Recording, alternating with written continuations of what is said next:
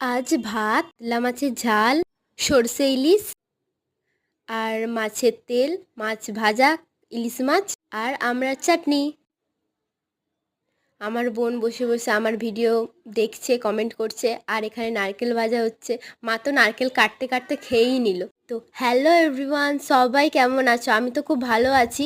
তো আজকের ওয়েদারটা খুব ভালো ছিল, বেশ ঠান্ডা ঠান্ডা ওয়েদার, তাই তোমাদের সাথে শেয়ার করলাম। আমি তো জানলাই বসে ফিলিং নিচ্ছি ওয়েদারটার।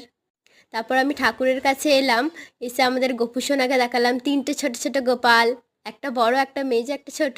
আর এই তো আমার বোন আমার ভিডিও দেখছে, যেটা ট্রেন্ডিংয়ে চল। বাবু